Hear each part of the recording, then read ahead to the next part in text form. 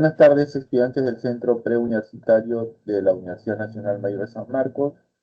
Los saluda cordialmente el profesor Wilber Almonte, profesor del curso de Filosofía. Estoy a cargo del servicio de consultas académicas. Les doy la bienvenida a la sesión que corresponde al día jueves 9 de enero. Por si acaso, mi horario de atención es por las tardes, los días martes de 3 a 5 y los días jueves, como hoy, de 5 de la tarde a 7 de la noche. Repito, así que en el horario del día de hoy los espero para que ustedes puedan hacer sus interesantes preguntas. Le doy la bienvenida a Araceli. ¿Qué tal, Araceli? Buenas tardes. Buenas tardes, profesor. ¿Qué tal? ¿Cómo te va? ¿Cómo te ha ido? Profesor, ¿me puede ayudar con algunas preguntas del boletín de esta semana, por favor? Claro, claro que sí. ¿Qué preguntas quieres que resuelva? La pregunta 3, la 4 y la 5. La pregunta 3, 4 y 5, ya, pero dame unos segundos para buscar el archivo, ¿ya? Sí, profesor.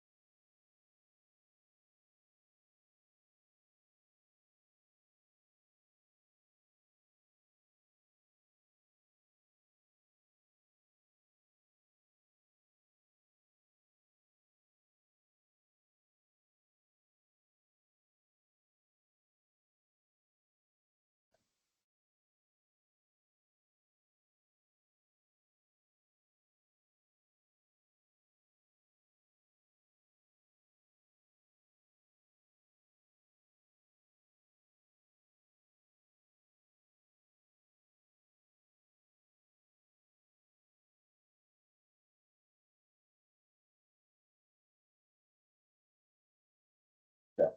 A ver, dime, Araceli, ¿puedes ver la pregunta 3 que estoy mostrando? Sí, profesor. Ya, a ver, dice, Mario le dice a su hijo que el hombre es dueño de sí. Actúa después de pensar, es dueño de sus actos y no está gobernado por sus instintos. Su hijo le responde lo siguiente: mas el hombre en situaciones peligrosas se deja llevar y dominar por los instintos. Finalmente, Mario manifiesta que normalmente el ser humano se gobierna con inteligencia y decide libremente su conducta. A ver, repito, Mario le dice a su hijo que el hombre es dueño de sí, actúa después de pensar, es dueño de sus actos y no está gobernado por sus instintos. Su hijo le responde lo siguiente: mas el hombre en situaciones peligrosas se deja llevar y dominar por los instintos. Finalmente, Mario manifiesta que normalmente el ser humano se gobierna con la inteligencia y decide libremente su conducta. A ver, las ideas, bueno, acá dice de Carlos, debería decir de Mario, ¿no?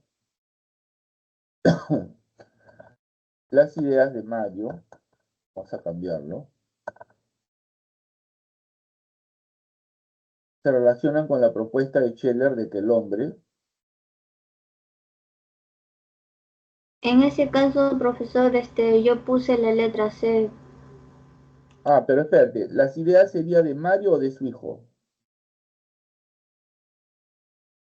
Bueno, Eh, yo puse Mario, para Mario. Claro, así es, de Mario, ¿no? Ya, a ver, entonces sería, las ideas de Mario se relacionan con la propuesta de Scheller de que el hombre, la respuesta está en la alternativa D, tiene autonomía existencial.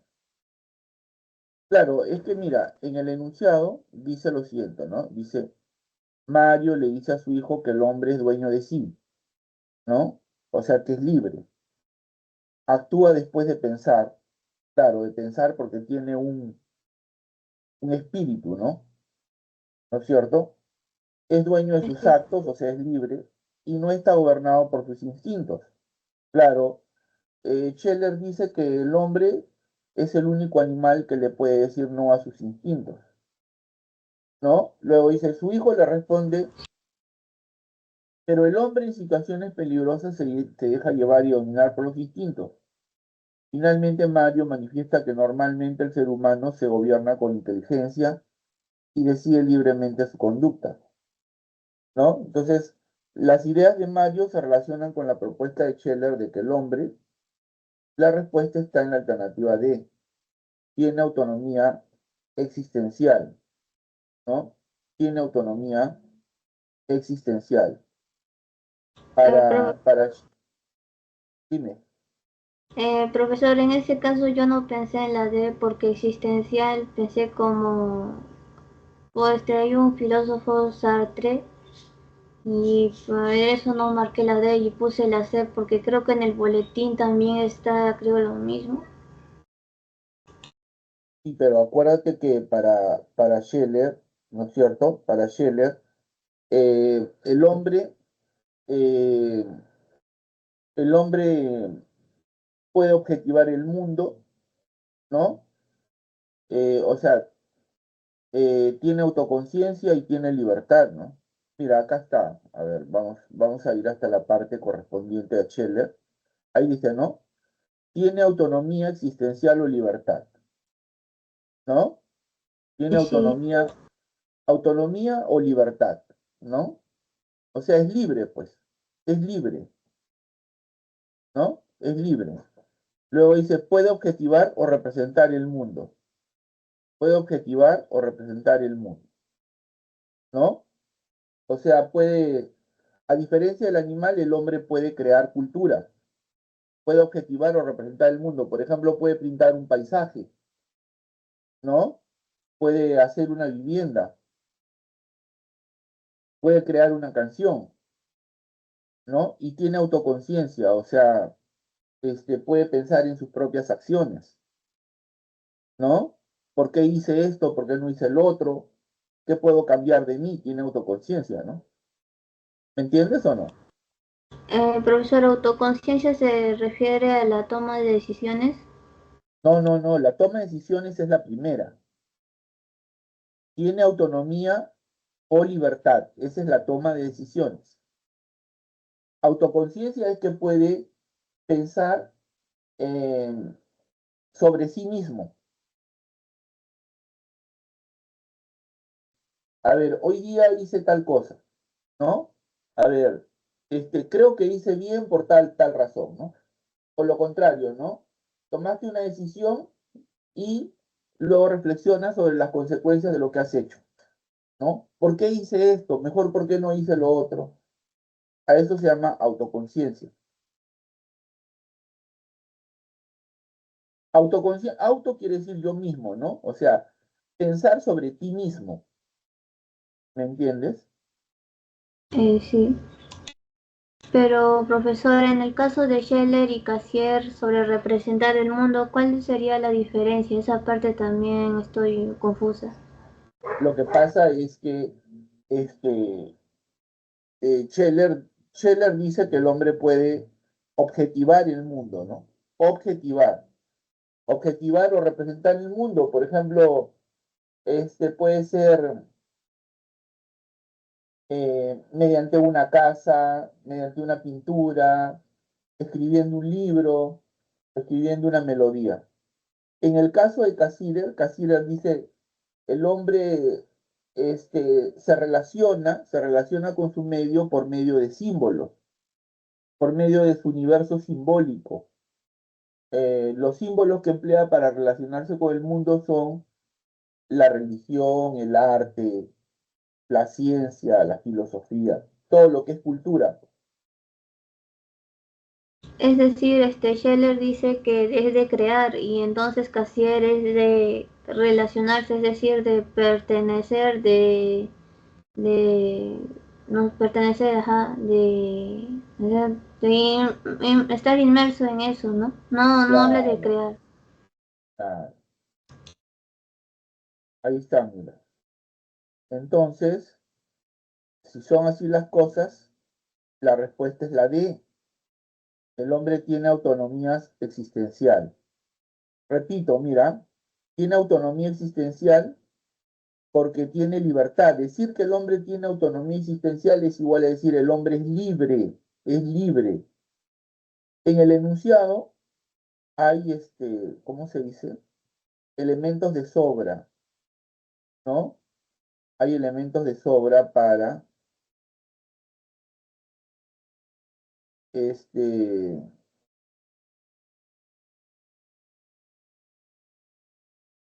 para llegar a la respuesta, ¿no? Por ejemplo, cuando dice aquí, ¿no? El hombre no está gobernado por sus instintos. Claro, lo que quiere decir es que el hombre es libre. Si no está gobernado, quiere decir que es libre.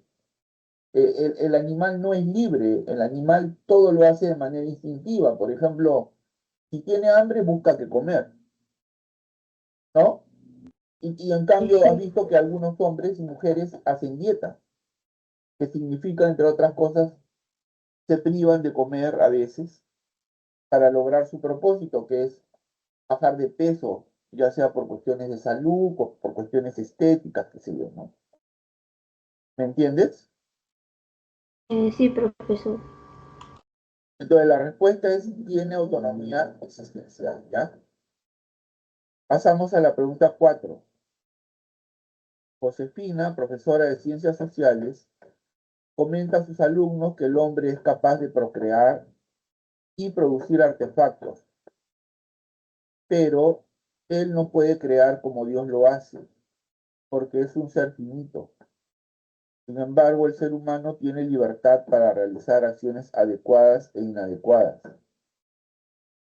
Lo dicho por la profesora guarda relación con la tesis sobre, a ver otra vez, Josefina, profesora de Ciencias Sociales, comenta a sus alumnos que el hombre es capaz de procrear y producir artefactos, pero él no puede crear como Dios lo hace, porque es un ser finito. Sin embargo, el ser humano tiene libertad para realizar acciones adecuadas e inadecuadas, o sea, buenas o malas.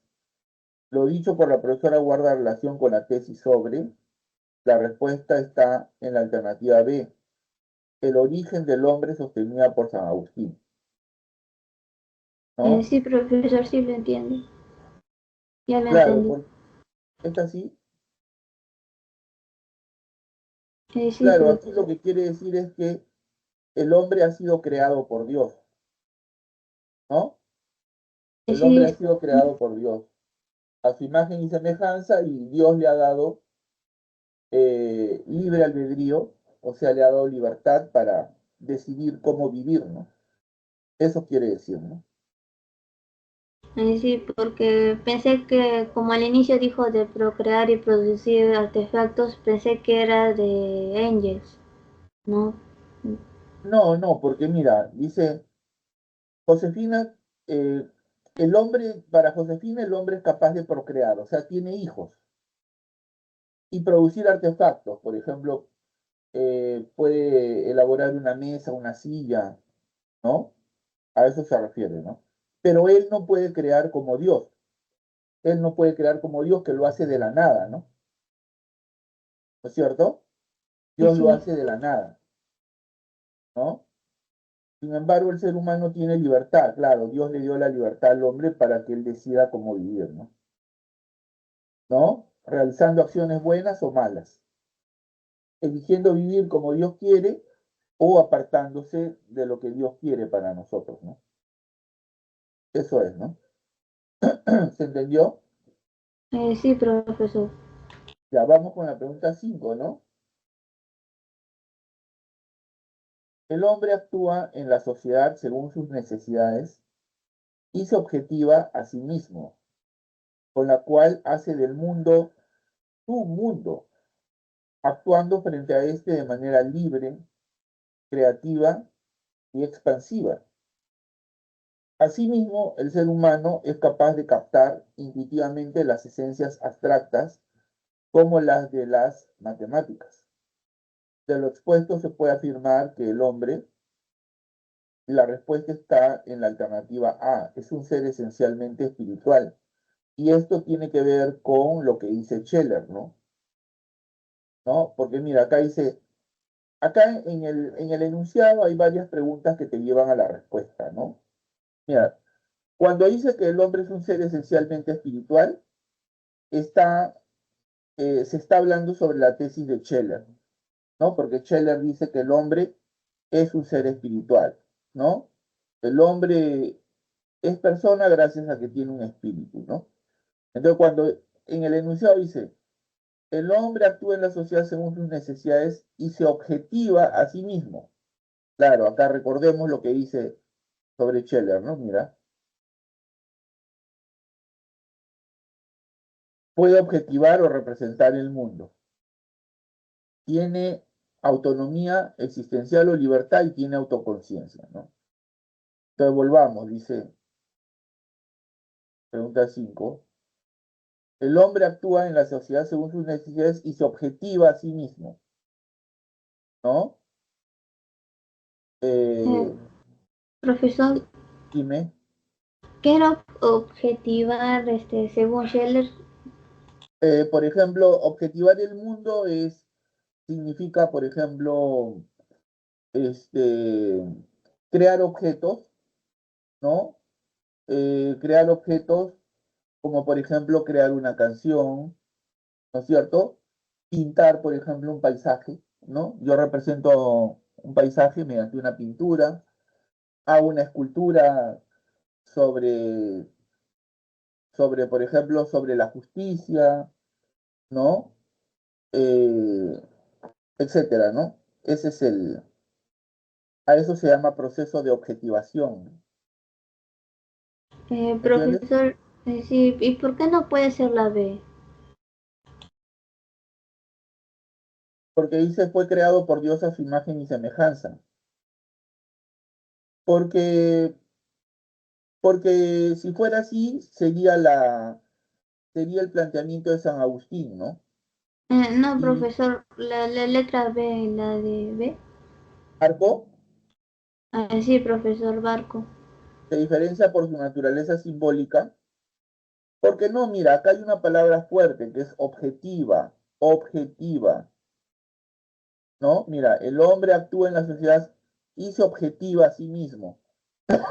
Cuando dice se objetiva a sí mismo, quiere decir que este, el hombre convierte en objetos sus pensamientos, ¿no? Sus deseos, ¿no? Por ejemplo, su deseo de volar creando alas, por ejemplo, ¿no? Creando aviones, ¿no? ¿Me entiendes? Sí, profesor, Ahora, pero mira, dice, actuando frente al mundo de manera libre. Ahí está hablando sobre la autonomía existencial o libertad, ¿no? ¿No? Pero profesor, no me queda claro mucho porque como que Casier también un poco que lo veo lo mismo, ¿no? Y no puedo diferenciar bien esa parte. Pero es que Cassirer no habla sobre el tema de la libertad, Araceli. Cassirer acaso habla sobre la libertad, solamente dice de que el hombre se distingue, ¿no es cierto?, de los demás animales porque ha creado un universo simbólico que usa para relacionarse con el mundo. Pero aquí, mira, acá dice, actuando frente al mundo de manera libre, creativa, expansiva. Está señalando la otra característica de Scheller de que el hombre tiene autonomía existencial o libertad, ¿entiendes? Sí, profesor, ahora sí. Entonces, él más que nada utiliza los símbolos según Cassier nada más, ¿no? Claro, exacto. Ay, no crea, si no lo utiliza. No, crea, el hombre ha Ujú. creado un universo simbólico, ha creado. El hombre crea, a ver, ¿cuáles son los símbolos que ha creado el hombre según Cassirer? A ver, dilo tú. El lenguaje, la religión. Claro, la ciencia, la filosofía, todo eso son símbolos, ¿no? ¿No es cierto? Forman parte Sí, de su naturaleza simbólica, de su universo simbólico. Pero vuelvo a repetirte, mira, él no habla sobre el tema de la libertad directamente como sí lo hace Scheller, ¿no? Mira, Scheller aquí, te voy a volver a mostrar, ¿no? Mira, Scheller dice, el hombre es un ser espiritual, ¿no? Ya, ahora, tú sabes que el espíritu se manifiesta de dos maneras. El espíritu, según Scheller, se manifiesta por la libertad y por la conciencia, ¿correcto? Tú eres sí. espíritu, según Scheller, porque tienes libertad y tienes conciencia. Gracias al espíritu, el hombre es una persona, el animal no. Y se distingue de los demás seres porque tiene autonomía o libertad. Puede objetivar o representar el mundo. Tiene autoconciencia, ¿no? Por ejemplo, este, puede representar el mundo, te decía, ¿no? Mediante una pintura, construyendo una casa, ¿no? Creando un poema, se dibuja a sí Eh, mismo. Profesor, he leído un poco sobre Cassier en el boletín y dice interpretar, entonces él más que nada interpretar los símbolos, ¿cierto? También los crea, ojo, ¿ah? Porque el hombre, claro, el hombre crea mitos, pero también los mitos son objeto de interpretación, ¿no? Pero no lo hace tanto como el espiritualista de Scheller, ¿cierto? Sí, sí, claro. Bueno, entonces, en ese sentido, ¿no? La respuesta está en la alternativa A. Es un ser esencialmente espiritual, ¿no? Dice, asimismo, el ser humano es capaz de captar intuitivamente las esencias abstractas como las de las matemáticas. Claro, Scheller dice eso, ¿no? Y en eso se parece un poco a Platón, ¿no? Que Scheller decía perdón, Platón decía que el hombre capta las ideas, que son las esencias de las cosas, con el intelecto, ¿no? Con la razón. Bueno, Scheller dice también, ¿no? Que el hombre capta las esencias de las cosas mediante la intuición, ¿no? De manera intuitiva. Sí, profesor, sí lo entendí. Bueno, esa es. Y seis, a ver, dice, un estudiante egresado de filosofía presentó una tesis para obtener su grado de magíster.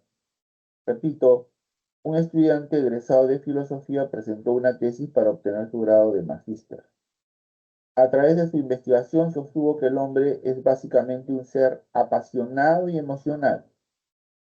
Esta postura está en contra de las ideas de, la respuesta está en la alternativa C, Aristóteles y la idea del hombre como animal racional. Claro, ¿no? Si el hombre es, según el estudiante que aparece en el enunciado de la pregunta, ¿no?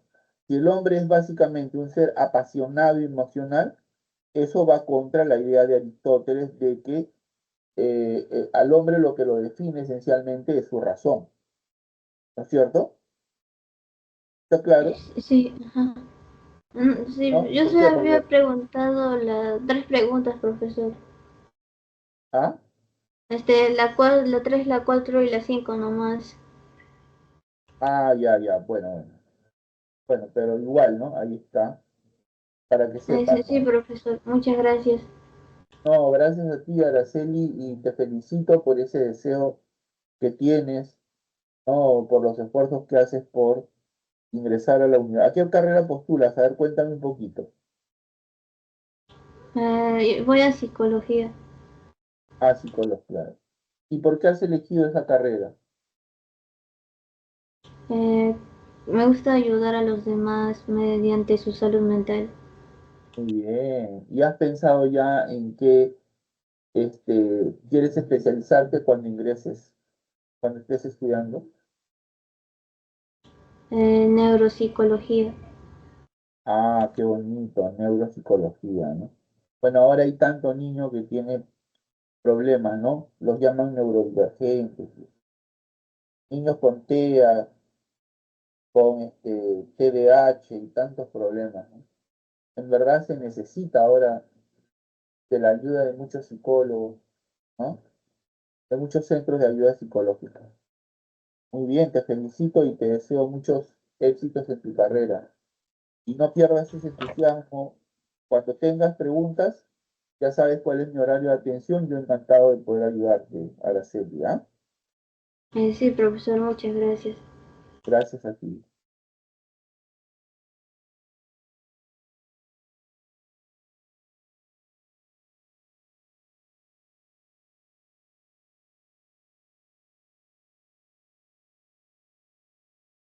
Bueno, vamos a resolver las preguntas de la evaluación eh, hasta que aparezca otro estudiante, hasta que ingrese otro estudiante a esta sesión de consultas académicas, ¿ya?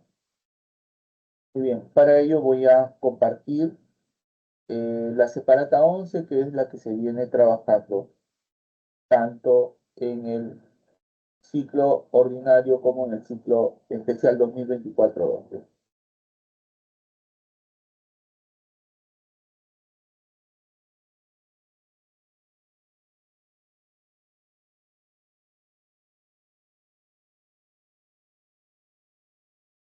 Muy bien, entonces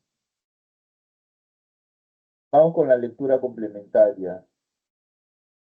El hombre, como si dijéramos, ha descubierto un nuevo método para adaptarse a su ambiente. Entre el sistema receptor y el efector, que se encuentran en todas las especies animales, hallamos en él como eslabón intermedio algo que podemos señalar como sistema simbólico. Esta nueva adquisición transforma la totalidad de la vida humana. Comparado con los demás animales, el hombre no solo vive en una realidad más amplia, sino, por decirlo así, en una nueva dimensión de la realidad. Sin embargo, ya no hay salida de esta reversión del orden natural. El hombre no puede escapar de su propio logro. No le queda más remedio que adoptar las condiciones de su propia vida. Ya no vive solamente en un puro universo físico, sino en un universo simbólico. El lenguaje, el mito, el arte y la religión constituyen partes de este universo. Forman los diversos hilos que tejen la red simbólica, la urdimbre complicada de la experiencia humana. Voy a volver a leer.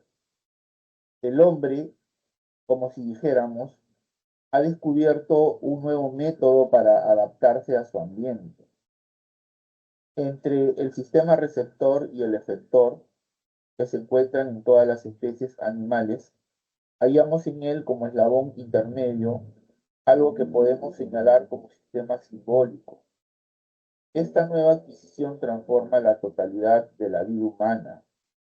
Comparado con los demás animales, el hombre no solo vive en una realidad más amplia, sino, por decirlo así, en una nueva dimensión de la realidad. Sin embargo, ya no hay salida de esta reversión del orden natural. El hombre no puede escapar de su propio logro. No le queda más remedio que adoptar las condiciones de su propia vida. Ya no vive solamente en un puro universo físico, sino en un universo simbólico. El lenguaje, el mito, el arte y la religión constituyen partes de este universo forman los diversos hilos que tejen la red simbólica, la urdimbre complicada de la experiencia humana. De lo anterior se infiere que la respuesta se encuentra en la alternativa B. El universo simbólico enriquece la experiencia humana. Claro, este interesante párrafo ha sido extraído de la obra Antropología Filosófica del filósofo Ernst Cassirer, ¿no? Quien, como hemos visto en las clases, sostiene que la diferencia esencial entre el hombre y el animal son los símbolos que el primero utiliza, ¿no? Para adaptarse y relacionarse con el mundo y como parte del mundo con los demás seres existentes, ¿no?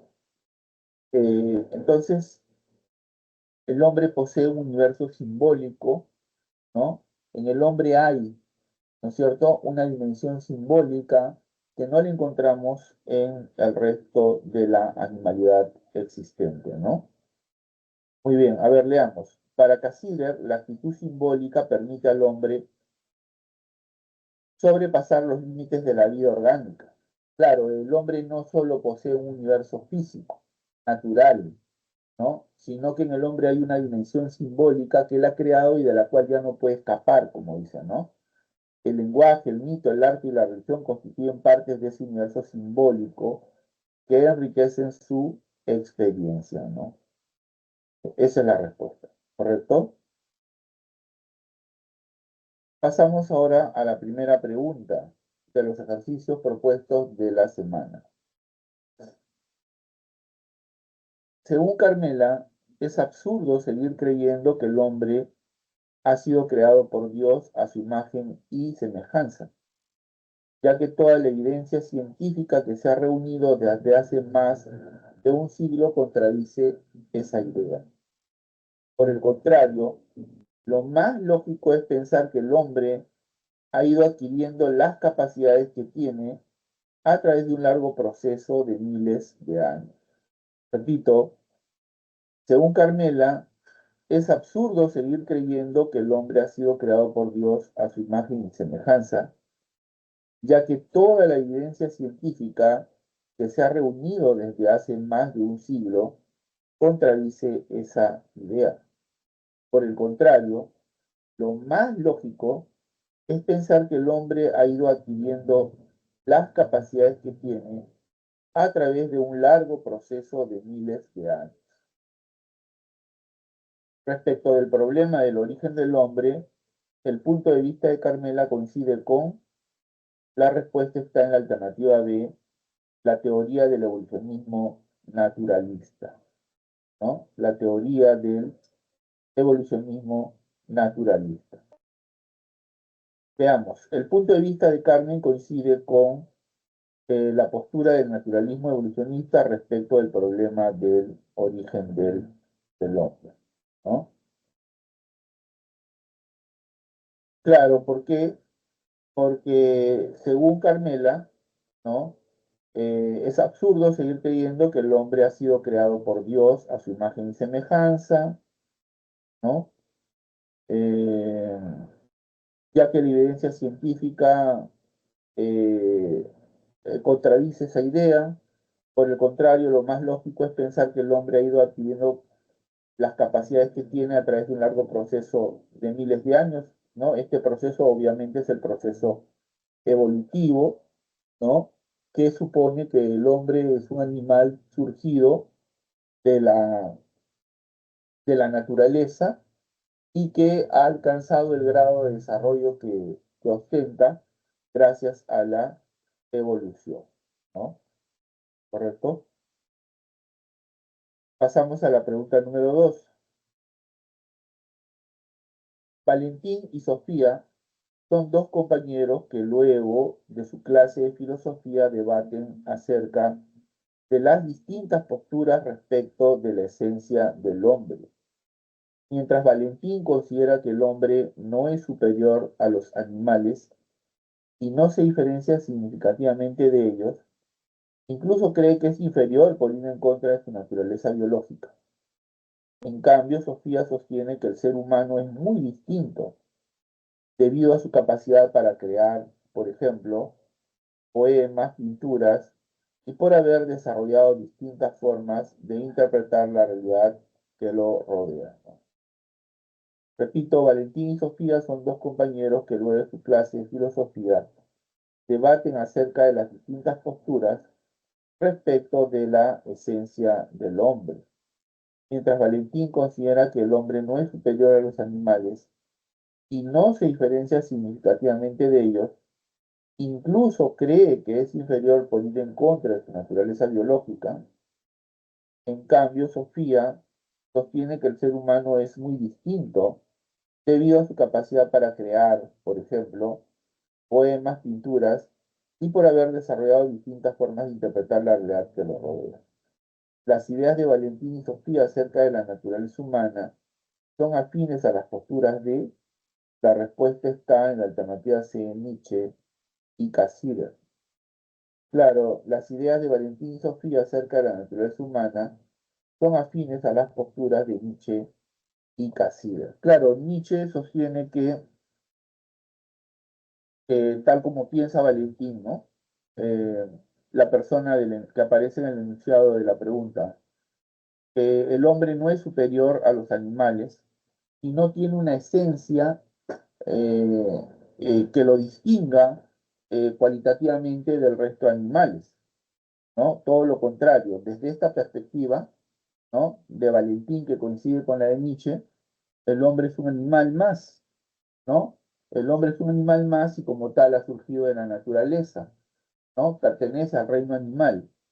Y si se diferencia de los animales, no es porque tenga una naturaleza especial, sino simplemente por el grado evolutivo alcanzado, ¿no? Pero eso tampoco lo hace superior, ¿no? Como algunos podrían creer, ¿no? Todo lo contrario, según Nietzsche, el hombre ha perdido los instintos por abrazar creencias religiosas, por adoptar criterios éticos, qué sé yo, ¿no? Todo lo cual, según Nietzsche, han convertido al hombre en un ser débil, ¿no? En un animal debilitado, y hasta es más, él tiene una visión negativa del hombre, una enfermedad para la tierra, ¿no? La visión de Sofía, ¿no? La persona que aparece en el enunciado de la pregunta, repito, coincide con la de Ernst Cassirer, puesto que Sofía sostiene que para ella el hombre, ¿no? Se distingue de los demás por su capacidad para crear poemas, pinturas, o sea, símbolos, ¿no? ¿No es cierto? Por haber desarrollado formas de interpretar la realidad que lo... Cuando dice formas, quiere decir símbolos, ¿no? ¿No es cierto? O sea, aquí se alude a esa dimensión simbólica que según Cassirer es lo distintivo en el hombre, ¿no? Por lo tanto, la respuesta está en la alternativa C, ¿correcto? Pasamos a la pregunta 3. Mario le dice a su hijo que el hombre es dueño de sí, actúa después de pensar, es dueño de sus actos y no está gobernado por sus instintos. Su hijo responde lo siguiente: más pero el hombre en situaciones peligrosas se deja llevar y dominar por los instintos. Finalmente, Mario manifiesta que normalmente el ser humano se gobierna con la inteligencia y decide libremente su conducta. Las ideas de Mario se relacionan con la propuesta de Scheller de que el hombre, bueno, la respuesta está en la alternativa de tiene autonomía existencial, ¿no? Y es que para Scheller, el hombre tiene autonomía existencial o libertad y por ello puede dominar sus instintos corporales gracias a que tiene un espíritu, ¿no?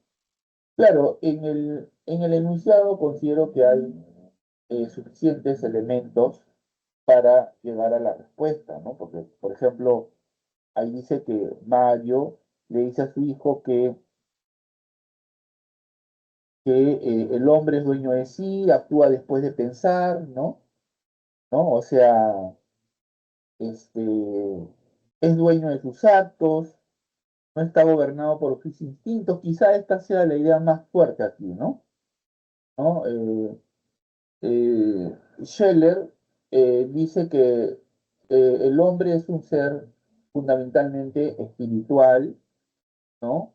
El espíritu convierte al hombre en una persona, ¿no? Y las manifestaciones del espíritu en él son la conciencia y la libertad, ¿no? La conciencia y la libertad, ¿no? El hombre tiene conciencia de lo que hace, sabe para qué hace las cosas, puede tomar decisiones libremente, ¿no? Porque tiene un espíritu, ¿no? Que lo convierte en una persona, ¿no? Scheller además decía que el hombre es el único animal capaz de decirle no a sus instintos, ¿no? Con lo cual quiere decir pues que el animal está preso, está determinado por sus instintos, ¿no? No puede escapar de ellos, ¿no? Por ejemplo, cuando tiene ganas de comer, busca comer; cuando tiene ganas de dormir, busca que dormir; cuando llega la época de celo, busca que aparearse y así por el estilo, ¿no? El hombre, en cambio, puede decirle no a sus instintos, en tanto que hay personas que hacen dietas, ¿no? O sea, dejan de comer eh, para lograr la figura que necesitan, por razones de salud o también por razones estéticas, que son razones igualmente válidas, ¿no? Y así por el estilo, ¿no? El hombre puede renunciar a su vida sexual, ¿no? Eh, vivir una vida célibe, ¿no? Como lo hacen los sacerdotes, por ejemplo, por sus creencias, ¿no? Entonces es la prueba de que el hombre no está determinado por sus instintos, sino que puede decirles no a ellos, ¿no? Muy bien, pasamos a la pregunta número 4. Josefina, profesora de Ciencias Sociales, comenta a sus alumnos que el hombre es capaz de procrear y producir artefactos, pero él no puede crear como Dios lo hace, porque es un ser finito. Sin embargo, el ser humano tiene libertad para realizar acciones adecuadas e inadecuadas. Lo dicho por la profesora guarda relación con la tesis sobre, bueno, la respuesta está en la alternativa B, el origen del hombre, sostenida por San Agustín, ¿no? Claro, para Josefina el hombre puede procrear hijos, puede producir artefactos, o sea, puede construir puede fabricar una mesa, una silla, una pizarra, etcétera. Pero el hombre no puede crear como Dios lo hace, porque Dios lo hace de otra manera, ¿no? Por ejemplo, Dios crea el mundo con solo pensarlo, a partir de la nada, ¿no? ¿No? Sin embargo, el ser humano tiene libertad para realizar acciones correctas o incorrectas, ¿no? O sea, ahí se está refiriendo a una idea central, ¿no? Presente en la filosofía de San Agustín, la idea de que Dios, que es el creador de todo, incluso del hombre, el hombre es una criatura de Dios, le ha conferido al hombre, eh, le ha conferido, eh, le ha otorgado libre albedrío, o sea, libertad, para que él elija cómo vivir, ¿no? Si vivir de acuerdo a lo que Dios quiere para nosotros o apartarse de sus designios, ¿no? Entonces, lo dicho por la profesora de Ciencias Sociales, ¿no? Guarda relación, evidentemente, con la tesis del origen del hombre defendida por San Agustín, ¿no? Pasamos a la pregunta 5. El hombre actúa en la sociedad según sus necesidades y se objetiva a sí mismo, con la cual hace del mundo su mundo, actuando frente a este de manera libre, creativa y expansiva, ¿no? Repito, el hombre actúa en la sociedad según sus necesidades y se objetiva a sí mismo, con la cual hace del mundo su mundo, actuando frente a este de manera libre, creativa y expansiva. Asimismo, el ser humano es capaz de captar intuitivamente las esencias abstractas como las de las matemáticas. De lo expuesto se puede afirmar que el hombre, la respuesta está en la alternativa A, es un ser esencialmente espiritual. Es un ser esencialmente espiritual. Bueno, claro, otra vez la pregunta 5, ¿no? Tal como ocurrió hace unos minutos, nos lleva al pensamiento de Max Scheler, ¿no? Porque recordemos que, y eso se ha trabajado en clase, según este filósofo, el hombre es por esencia un ser espiritual, ¿no? El espíritu, cuyas manifestaciones son la conciencia y la libertad, ya lo dije, lo convierten en una persona, ¿no? Eh, Además, el hombre se distingue del resto porque tiene autonomía existencial, o sea, libertad, ¿no? Lo que quiere decir es que el hombre puede elegir cómo vivir, ¿no? Eso quiere decir. Además, el hombre tiene la capacidad de objetivar el mundo, ¿no? De objetivarlo, ¿no? Por ejemplo, este, a ver, por ejemplo, puede crear una canción, ¿no? Dedicado al mar, ¿no es cierto? Dedicado a las estrellas, ¿no? Un poema, ¿no es cierto?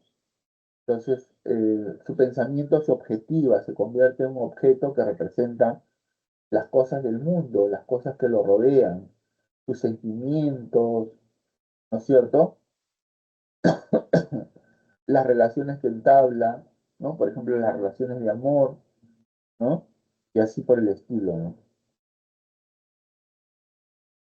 Pero además, según Scheller, el hombre posee, ¿no es cierto?, una razón, manifestación de su espíritu, que le permiten captar las esencias de las cosas, como por ejemplo las esencias matemáticas. Y en ese sentido, esta idea seguramente nos recuerda a una idea importante en la filosofía de Platón, ¿no?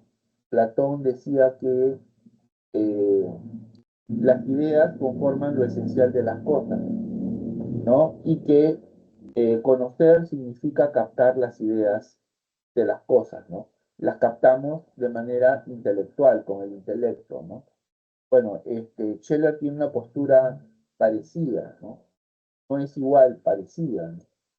Dice que el hombre puede captar las esencias de las cosas, ¿no? Gracias a una intuición, ¿no? De carácter intelectual, ¿no?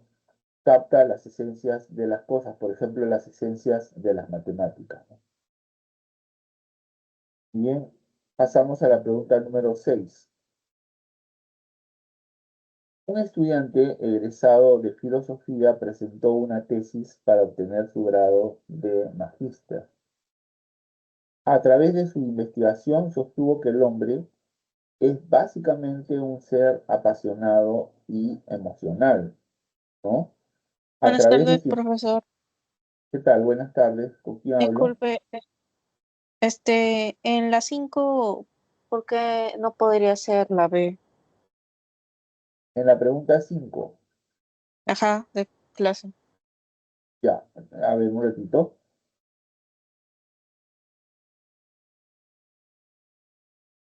Ya, a ver, dice se diferencia por su naturaleza simbólica, ¿no? A eso te refieres, ¿no? Sí, porque como se refiere a las esencias abstractas como las de las matemáticas, me hace pensar que también podría ser la B. Sí, pero hay que fijarse en todo el enunciado, porque mira, en el enunciado partimos afirmando que el hombre actúa en la sociedad según sus necesidades y se objetiva a sí mismo, ¿no? Se objetiva, que es una idea clave en el pensamiento de Scheller, ¿no? Eh, para Scheller, la naturaleza del hombre es espiritual. O sea, para Scheller, el hombre se diferencia de los demás porque tiene espíritu, ¿correcto? El espíritu, cuyas manifestaciones son la conciencia, la razón, la libertad, le permiten eh, objetivar el mundo, ¿no? O sea, representarlo, ¿no? Eh, de diferentes formas, ¿no? Además, el hombre tiene libertad para elegir cómo vivir, ¿no es cierto? Eh, y además, mira, aquí está, tiene autoconciencia, o sea, el hombre puede pensar sobre sí mismo, ¿no? Auto, yo mismo, conciencia, o sea, puedo pensar en lo que hago, en lo que hice, en lo que haré, puedo adelantarme a las consecuencias de mis actos, ¿no? A eso se refiere la autoconciencia, ¿no? Entonces, eh, todo eso me lleva al pensamiento de Scheller, más que al pensamiento de Cassirer. Si yo marcara la B, ¿no? El hombre se diferencia por naturaleza simbólica, estaría pasando por alto estos elementos que he señalado, ¿no? Que se objetiva a sí mismo, ¿no? Actuando frente a este de manera libre, ¿me entiendes? Pero, profe, ahí también, o sea, tipo, no le estaría como que representando o simbolizando algo así. Sí, pero eso es solo una parte del enunciado, te repito, solo una parte.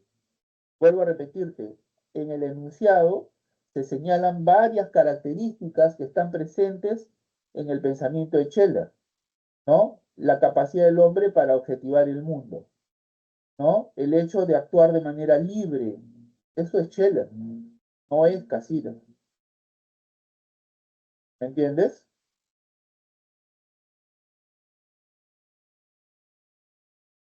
¿Se Sí, entendió o ahora no? sí. Sí, Muy profe. bien, muy bien. ¿Cuál es la otra pregunta que querías que te explique?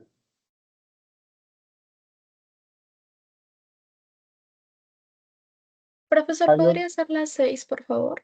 claro, justo estaba haciéndola, ¿no? A ver, ¿quién me está hablando? Gracie. Ah, ¿qué tal, Gracie? Bienvenida a la sesión de consultas académicas. Bueno, ahí dice, un estudiante egresado de filosofía presentó una tesis para obtener su grado de magíster. A través de su investigación sostuvo que el hombre es básicamente un ser apasionado y emocional. Esta postura está en contra de las ideas de, ya mira, si dice, si el estudiante en el enunciado, si el estudiante de filosofía en el enunciado sostiene que para él el hombre es básicamente un ser apasionado y emocional, es obvio que eso está en contra de lo que dijo Aristóteles, porque Aristóteles dijo de que el hombre es un ser principalmente racional, ¿no? Lo que caracteriza al hombre fundamentalmente es la razón. ¿Y qué es lo opuesto a la razón? La pasión y la emoción, los sentimientos. ¿Se entendió? Sí, profesor. Pero una consulta, ¿por qué no podría ser la E? La E, Casire y la respuesta y la propuesta del simbolismo, Sí, porque ahí no habla, pues no habla sobre una dimensión simbólica, pero el ser apasionado y emocional no es como algo que representa. ¿no? ¿No? ¿Representa qué?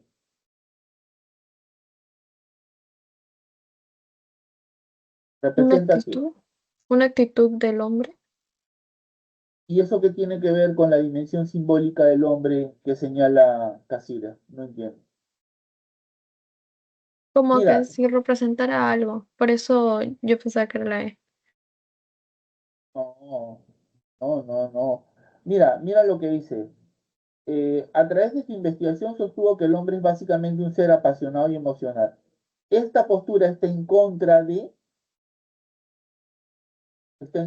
lo que dice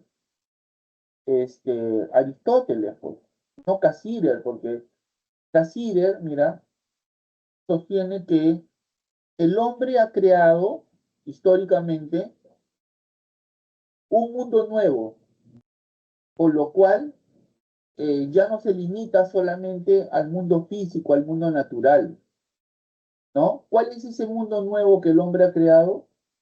Un mundo de símbolos, ¿no? En el que ha quedado atrapado, no puede escaparse de él. Él ha creado este mundo de símbolos y sin quererlo ha quedado atrapado en él, no puede escaparse de él, ¿no es cierto? Este, Se relaciona con el mundo a través de esa dimensión simbólica que él posee, ¿no? Por ejemplo, imagínate, ¿no? Este, Utilizamos los colores para representar situaciones de peligro, ¿no? De precaución, ¿no? Por ejemplo, los colores de las luces del semáforo, ¿no es cierto? El amarillo significa alerta, ¿no? Precaución. El rojo es peligro, debemos detenernos. El verde es pase, ¿no? O por ejemplo, cuando en el botiquín de tu casa encuentras un frasco y en él hay un cráneo y dos huesos cruzados, ¿no? Ese símbolo significa peligro, ¿no? Peligro, y tú lo entiendes. El animal no entendería eso, ¿no es cierto? Pero el universo simbólico del hombre no solo es eso, son los mitos que ha creado para explicar eh, sus orígenes, el origen de su ciudad, los desastres que ocurren en el mundo, en la naturaleza, ¿no? La religión, ¿no es cierto? Eh, que expresa sus creencias, ¿no? La ciencia, todo eso forma parte de su naturaleza simbólica, ¿no? El animal no tiene nada de eso, ¿no?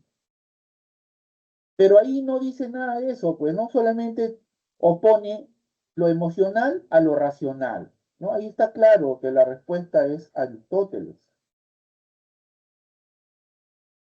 ¿Entendió, Gracie? Sí, profesor. Y le dejé unas preguntas por el chat. Si lo pudiera ver, por favor. Sí, claro. Más bien quiero que me des un segundito para prender la luz, ¿ya? Porque estoy en una habitación un poquito cerrada. Un ratito, ¿ya?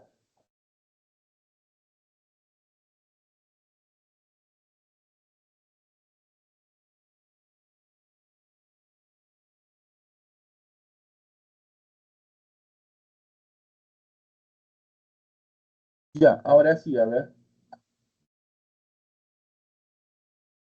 A ver.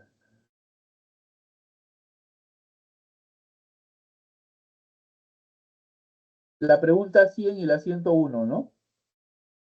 Sí, profesor. A ver, pero para responder la pregunta 100 tenemos que leer la lectura, ¿no? Sí. A ver, dice, la justicia es únicamente el medio para lograr que el máximo de bienestar sea disfrutado igualmente por todo el mundo o, en el caso de que se requieran sacrificios, que estos sean mínimos, es decir, que dañen mínimamente al menor número posible de personas. Ah, qué interesante. Otra vez, a ver. La justicia es únicamente el medio para lograr que el máximo de bienestar sea disfrutado igualmente por todo el mundo o, en el caso de que se requieran sacrificios, que estos sean mínimos, es decir, que dañen mínimamente al menor número posible de personas. Y en los casos en que el daño sea económico, que éste sea infligido siempre a las personas mejor situadas. Creo que esta es la única concepción de la justicia adjudicable a Bentham y a Mill. La estrategia de Rawls consiste en contraponer como teoría rival alternativa un utilitarismo caricaturizado, vaciado de sus concepciones y valores clave: libertad, solidaridad, dignidad humana, empatía y justicia. De acuerdo con el pasaje, es posible inferir que, a ver, dice, las ideas utilitaristas de Bentham y Mill son en buena cuenta las mismas, tanto para Rawls como para los utilitaristas. El concepto de justicia es clave. C. Rawls carece de una propuesta novedosa frente a la crítica al utilitarismo. D. Los utilitaristas hicieron un mayor énfasis en la libertad que en la justicia. E. Las ideas de Rawls son superiores en claridad a las ideas de Bentham. Ya, solución, dice. Según el texto, Rawls nos hace un aporte significativo a la teoría de la justicia. Sin, eh, según el texto, Rawls no hace un aporte significativo a la teoría de la justicia, sino que solo caricaturiza la teoría de Mill y Bentham, despojándola de sus valores y conceptos fundamentales. ¿Ya? De acuerdo con esto, la respuesta sería la C. Rawls carece de una propuesta novedosa frente a la crítica al utilitarismo. Profesor, pero ambos no están hablando del utilitarismo en sí. ¿Por qué no podría ser tanto Rawls como parte de los utilitaristas tienen el concepto de justicia clave? ¿Cuál es la alternativa? La B, Sí, tanto para Rawls como para... Porque mira lo que dice en la solución. Según el texto, Rawls no hace un aporte significativo a la teoría de la justicia, sino que solo caricaturiza la teoría de Mill y Bentham, despojándola de sus valores y conceptos fundamentales.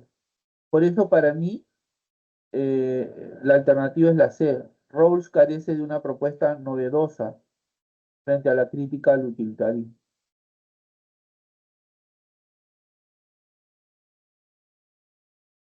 pero ¿en qué manera se puede inferir que sea novedosa? Carece de una propuesta novedosa en el sentido de que ahí dice, ¿no? No hace un aporte significativo, no dice nada nuevo. Ahí dice, no hace un aporte significativo, sino que solo caricaturiza la teoría de Mill y Bentham. Por eso, ¿no?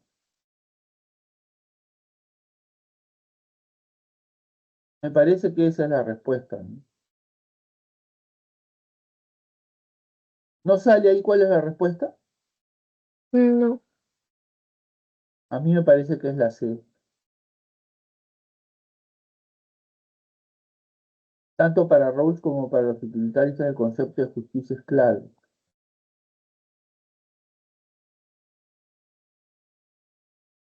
Mm, yo lo veo más por la C, ¿ah? Por lo que dice en la solución. Según el texto, Rawls no hace un aporte significativo a la teoría de la justicia. Si no hace un aporte significativo, quiere decir que carece de una propuesta novedosa. Me parece que es la C. ¿No estás de Mm. acuerdo? No, sí, también está entre la C y la B.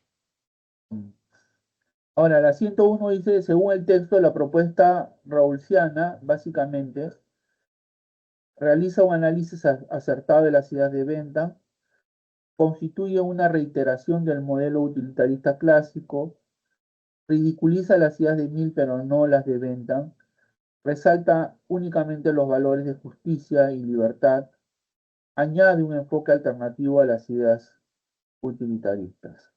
Mm,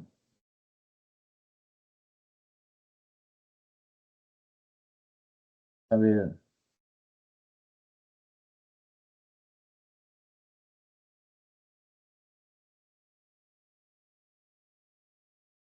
Bueno, de acuerdo sería añade un enfoque alternativo, ¿no? Y lo dice ahí, mira, al final dice, La estrategia de Rawls consiste en contraponer, como teoría alternativa, un utilitarismo caricaturizado, paseando de sus concepciones y valores clave, libertad, solidaridad, etc. También parece que es la E, añade un enfoque alternativo. ¿Cuál es para ti la respuesta?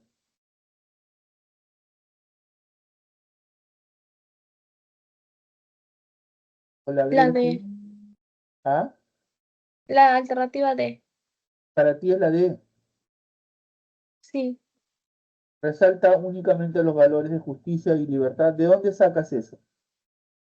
porque en el texto te habla de la justicia, ¿no? Sí, pero mira, te vuelvo a repetir, en el último párrafo lo dice claramente. La estrategia de Rawls consiste en contraponer como teoría rival alternativa, un utilitarismo caricaturizado, vaciado de sus condiciones y valores clave, ¿no? Y ahí dice, según el texto de la propuesta rawlsiana, básicamente añade un enfoque alternativo.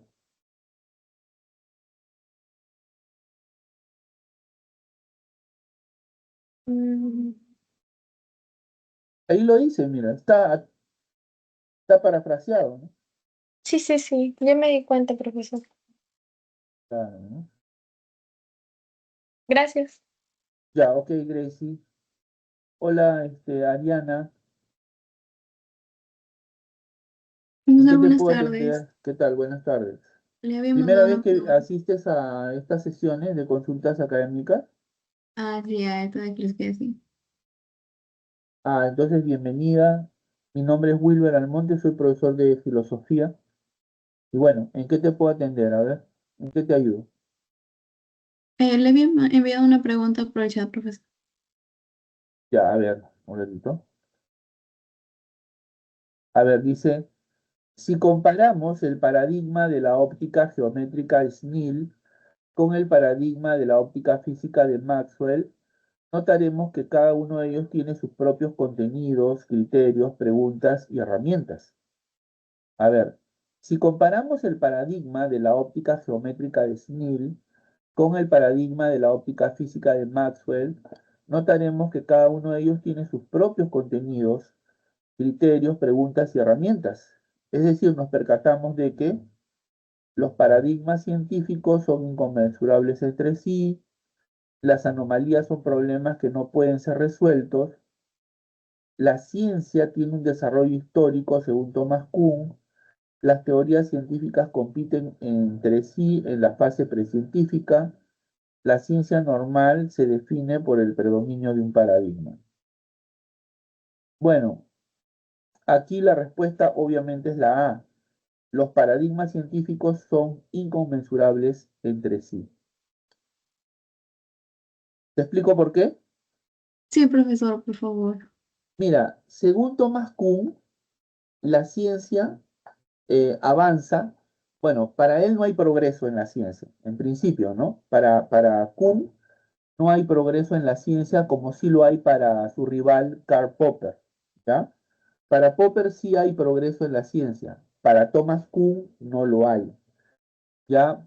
Sin embargo, Kuhn cree que la ciencia avanza, ¿no? Pero no progresa, porque el progreso supone que hay una acumulación de conocimientos, ¿no? O sea que a lo largo del tiempo vamos acumulando más y más conocimientos, vamos de lo simple a lo complejo y así por el estilo, ¿no? Kuhn cree que la ciencia avanza mediante paradigmas, ¿no? Eh, un concepto clave en Kuhn es la de revolución científica, ¿no? Él dice de que eh, la ciencia se desarrolla a través de revoluciones, a través de saltos, ¿no? Este, una revolución científica significa pasar de un paradigma a otro, ¿no? Significa que un paradigma sustituye a otro, lo derroca, lo desplaza, ¿no? y cuando eso ocurre, todos regresamos a cero. Por eso es que él no cree que hay progreso, porque el progreso significa pues acumulación de conocimiento, ir siempre de lo simple a lo complejo, de menos a más, ¿no? Entonces, para Kuhn no hay eso. Para Kuhn, lo que hay es que en la ciencia un paradigma desplaza a otro, lo derroca, ¿no? Lo sustituye. Y cuando eso ocurre, todos volvemos a cero, ¿no? Por ejemplo, mira, durante varios siglos estuvo vigente el paradigma geocéntrico que señalaba que la Tierra era el centro del universo y todo eso, ¿no?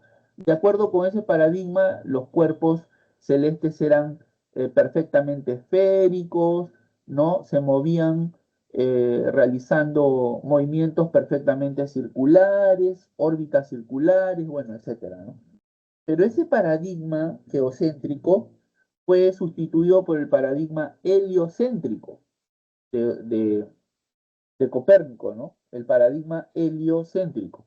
Entonces, cuando eso ocurrió, todos volvimos a cero y tuvimos que acostumbrarnos a una nueva forma de ver y entender el mundo, el universo, ¿no? ¿Entiendes? Ahora, según Kuhn, los paradigmas son inconmensurables. ¿Qué significa? Que no se pueden comparar. No se puede comparar un paradigma con otro porque no hay criterios, ¿no? Comunes, ¿no? La comparación presupone que existen criterios comunes entre un paradigma y otro que nos permitan hacer la comparación. Si tú te das cuenta en esta pregunta dice, ¿no? En la pregunta dice, si comparamos el paradigma de la óptica geométrica de Snell con el paradigma de la óptica física de Maxwell, notaremos que cada uno tiene sus propios contenidos, criterios, preguntas y herramientas. Cada uno tiene sus propios contenidos, o sea, no hay criterios comunes. Por eso es que no se pueden comparar. Y si no se pueden comparar es porque los paradigmas científicos son inconmensurables. Inconmensurables quiere decir que no se pueden comparar. ¿Se entendió, Ariana? Sí, profesor. Muchas Mira, gracias. no sé, ¿a ti te gusta el fútbol o de repente al papá, al hermano en casa, a un tío le gusta el fútbol?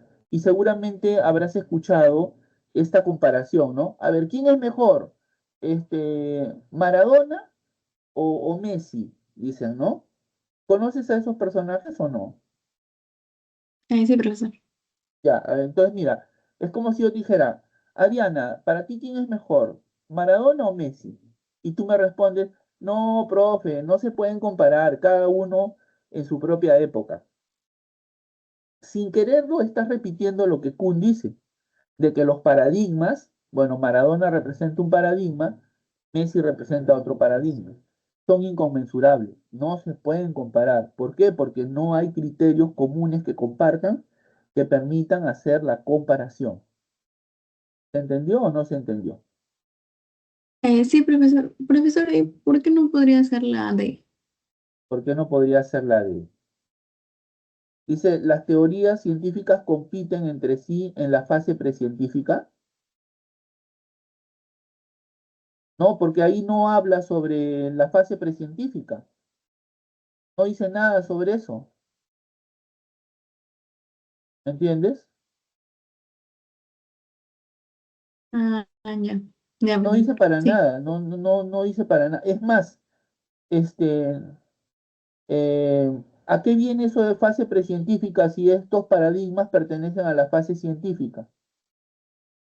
Esa teoría, perdón, esa alternativa encierra una idea fuera de lugar, ¿no? ¿Me entiendes? Sí, profesor. Gracias. Listo. No sé si tienes otra pregunta. No, profesor, eso era todo. Muchas gracias. Muchísimas gracias. A ver, le voy a dar la bienvenida a nuestro compañero Leonardo. ¿Qué tal, Profesor, Leonardo? profesor, buenas Dale. tardes. Tengo una consulta. ¿Me podría explicar la número 2 de propuestos y explicarme qué menciona Scheller y Engels, por favor? Claro que sí. Repito.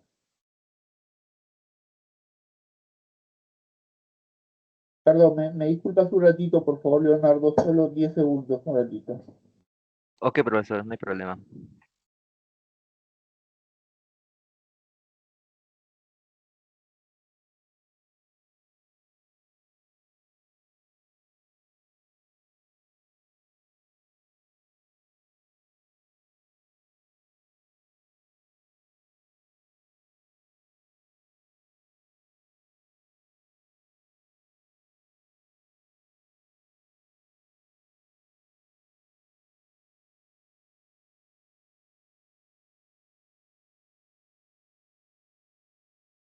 Ya, me dijiste que resuelva la pregunta 2, ¿cierto?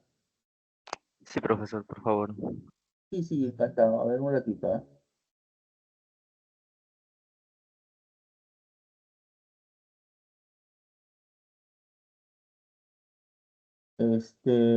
La pregunta número 2 está aquí. Ya, un ratito, ¿ya?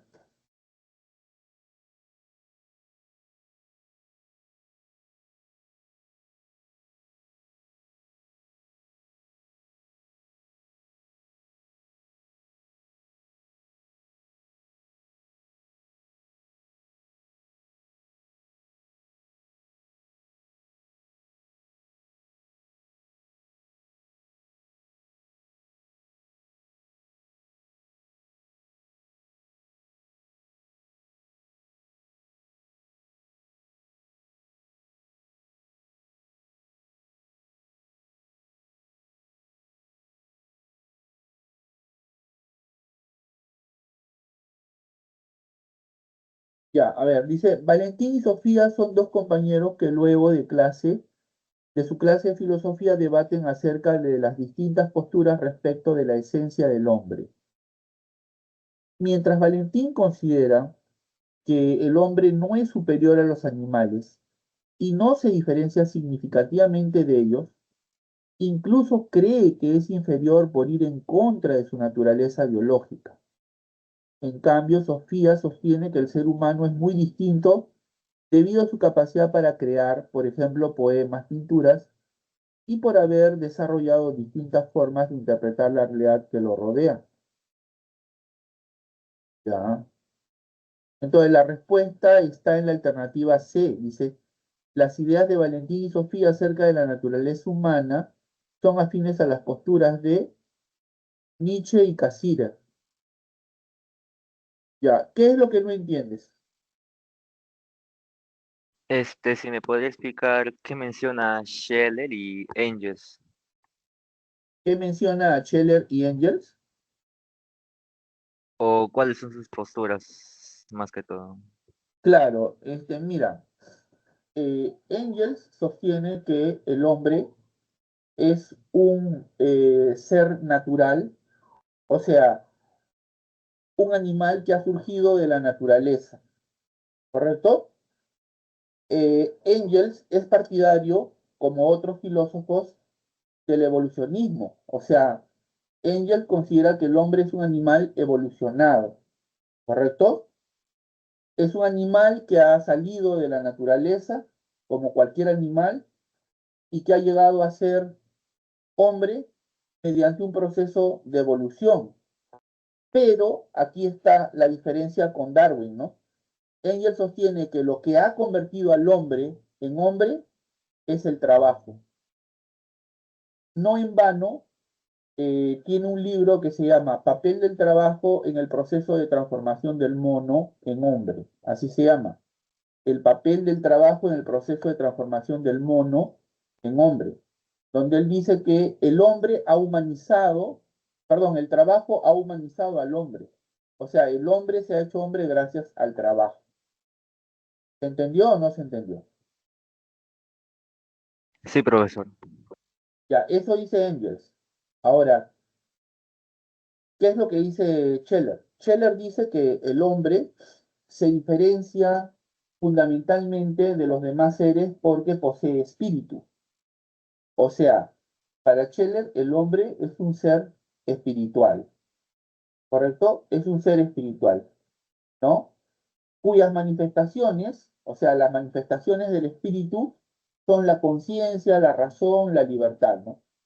Sabemos que el hombre tiene espíritu porque posee libertad, porque posee conciencia, porque tiene razón, ¿no? Por eso tiene un espíritu, ¿correcto? Ahora, Scheller sostiene que el espíritu convierte al hombre en una persona. El hombre es una persona porque tiene espíritu. El animal no podemos decir que es una persona, ¿no? No tiene espíritu, no tiene conciencia, no tiene libertad. Para Scheller, el animal está determinado por sus instintos. Cuando dice está determinado, lo que quiere decir está preso de sus instintos. No puede escaparse de sus instintos. Si tiene ganas de comer, come, ¿no? Si tiene ganas de dormir, duerme.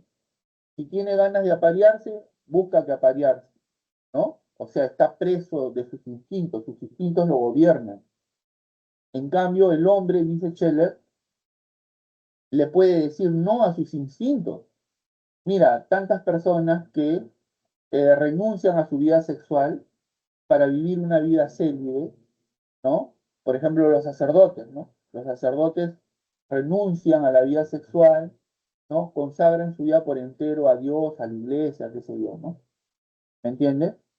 O, por ejemplo, esas personas que por cuestiones de salud u otras razones estéticas, por ejemplo, deciden hacer dieta y dejan de comer, ¿no? Dejan de comer en exceso, ¿no? Por ejemplo, ¿no? Entonces, a eso se refiere, ¿no? ¿Se entendió? Sí, profesor. Y una última petición, si me puede explicar qué menciona Cassirer. Ah, ya. Cassirer sostiene que,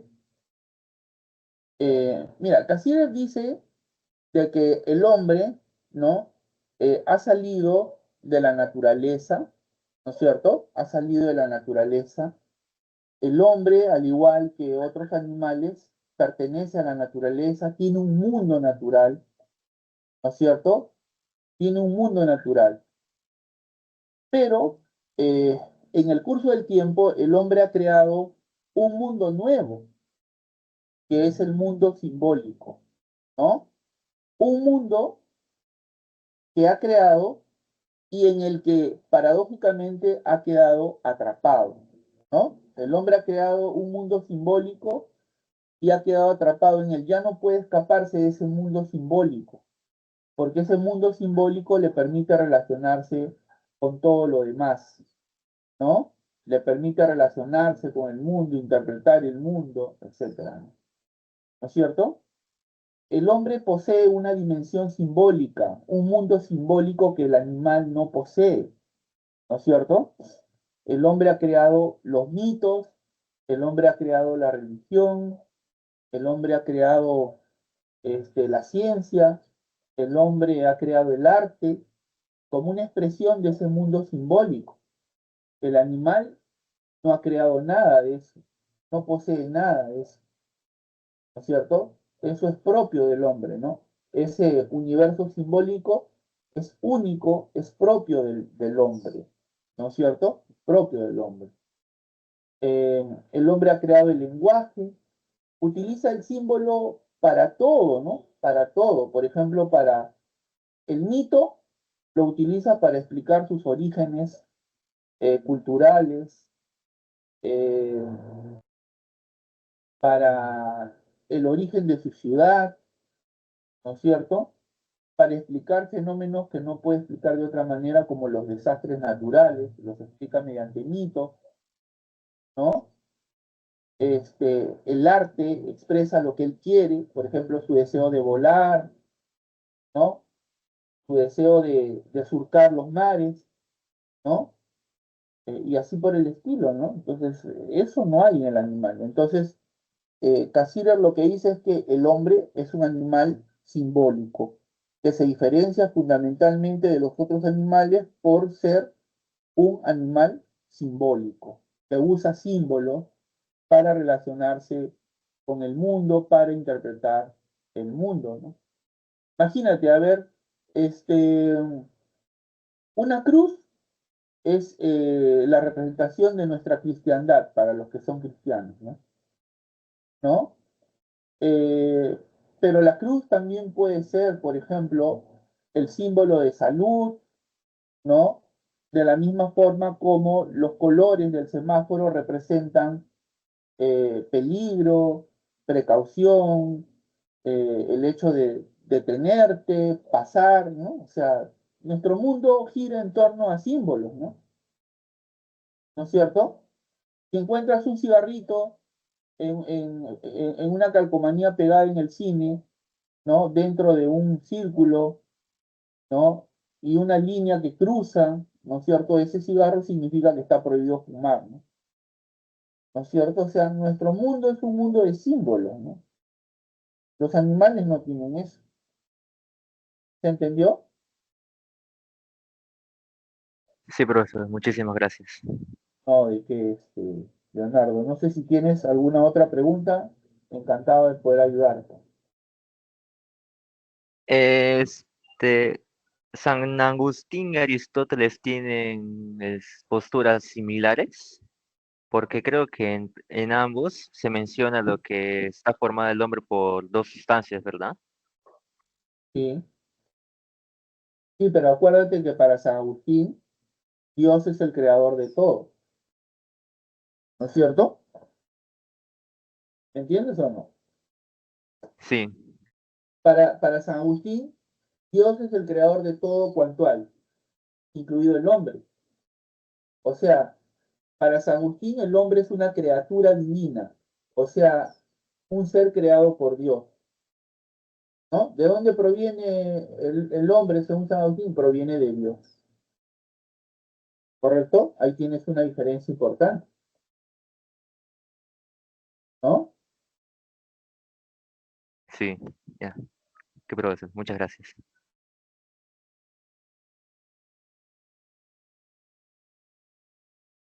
Por otro lado, mira, para San Agustín, si bien Dios ha creado todo cuanto existe, ¿me escuchas, no?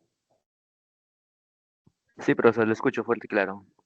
Mira, si bien para San Agustín Dios es el creador de todo, el mal en sentido moral, en sentido ético, no proviene de Dios. Porque si aceptáramos que el mal proviene de Dios, tendríamos que aceptar que Dios no es perfecto. Porque como algo imperfecto como el mal puede provenir de algo perfecto como es Dios, ¿no? Sería contradictorio, sería absurdo, ¿no? ¿No es cierto? Entonces, eh, según San Agustín, cuando Dios creó al hombre, le dio libre albedrío.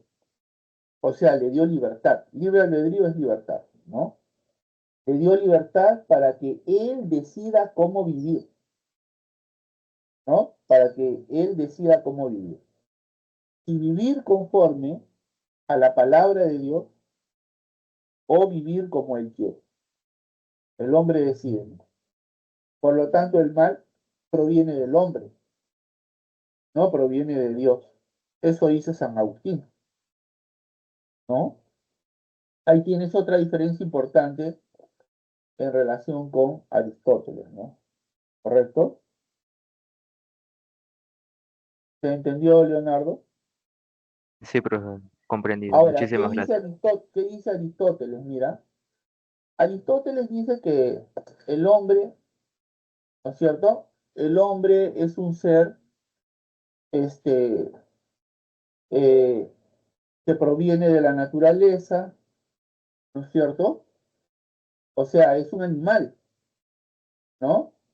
Eh, su género próximo es animal, ser animal, pero no es un animal cualquiera, es un animal racional.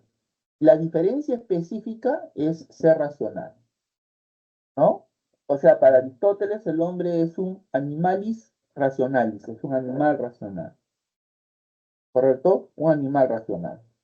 Leonardo, dame 10 segundos, por favor. ¿Puedes? Un ratito me esperas, por favor. Ok, profesor. Un ratitito nada más.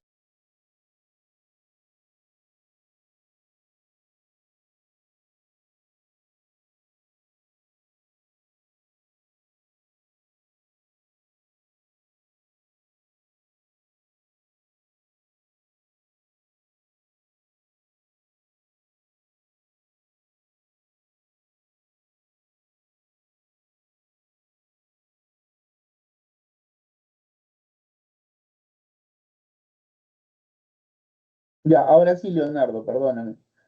Mira, te decía que según Aristóteles, el hombre es un animal racional, ¿no es cierto? O sea, es un ser que ha surgido del mundo natural, de la naturaleza, como los demás animales, ¿no? Pero hay una diferencia clave en él, que él posee razón, ¿no es cierto? Si bien para Aristóteles todos los seres vivos tienen alma, ojo, todos los seres vivos, para Aristóteles todos los seres vivos tienen alma. Las plantas tienen alma, los animales tienen alma, ¿no? Por ejemplo, las plantas tienen alma vegetal o vegetativa, ¿no? ¿No? El alma vegetativa les permite comer, reproducirse, ¿no? En el caso de los animales tienen alma sensitiva, o sea, el animal, además de tener alma vegetativa, además de poder comer, nutrirse, reproducirse, siente dolor, ¿no? Siente placer, dolor, ¿no? El animal es sensiente, siente dolor, ¿no? Y luego el hombre tiene alma racional, o sea, tiene alma vegetativa porque el hombre come, se reproduce, siente dolor, placer, pero también tiene alma racional, tiene la capacidad de pensar, ¿no? De pensar críticamente, ¿no? Entonces, eso es esa constituye la diferencia específica en el hombre. ¿Me entendiste, Leonardo? Entonces la clave para diferenciarlo sería simplemente la razón, ¿verdad? Claro, exacto, la razón. Ok, profesor, muchísimas gracias. Eh, si tienes otra pregunta, encantado, Leonardo. ¿Ah? Mira, mi horario de atención el día de hoy es hasta las 7 de la noche, así que todavía yo tengo que permanecer aquí, así que si deseas, puedes buscar alguna pregunta, algún aspecto de la separata, y yo hasta las 7 te puedo ayudar gustosamente, ¿no? Si no, Much- tú decides. ok, profesor, muchas gracias.